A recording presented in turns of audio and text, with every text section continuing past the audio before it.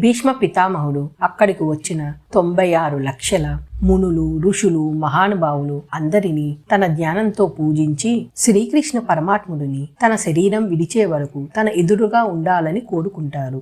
శ్రీకృష్ణుడు వారు అన్ని అష్టధర్మాలు తెలుపుటకు భీష్మ పితామహుడికి ఆయన చెప్పేంతసేపు దప్పిక కాదు, ఆకలి కాదు, గాయాలు బాధించవు, జ్ఞాపక శక్తి వస్తుంది, మతిమరుపు పోతుంది, నేనే కనబడతాను, శాస్త్రాలన్నీ గుర్తుకు వస్తాయి అని వరమిస్తాడు. అప్పుడు భీష్ముడు వారు మీ ముందు నేను చెప్పటం ఏమిటి స్వామి అని అనటంతో శ్రీకృష్ణుడు ఎవరు చేసేది వారు చెయ్యాలి, ఇక ధర్మరాజుకు మీ మీద నమ్మకం అని అనగా భీష్ముడు పాండవులతో నాయనలారా, మీరు శ్రీకృష్ణుడిని దేవకీ పుత్రుడని, మీ మేనమామ కుమారుడు, మీ బావని అనుకుంటున్నారు, కానీ ఆయన సాక్షాత్తు శ్రీమన్నారాయణుడు, ఆ పరమాత్మని. ఆయన ఒక దూతగా, సారథిగా, బంధువుగా, మిత్రుడిగా, సలహా ఇచ్చేవాడిగా, మంత్రిగా అనుకున్నారు మీరంతా. కానీ అఖిల లోక పాలకుడు, అన్ని లోకాలు తిరుగుతూ భూలోకానికి వచ్చారు. మన అదృష్టం బాగుంది కాబట్టి మన వద్దకు వచ్చారు. ఈ విషయం నారదుడు, కపిలుడు ఇలా ఎంతో కొంతమందికి మాత్రమే తెలుసు. ఆయన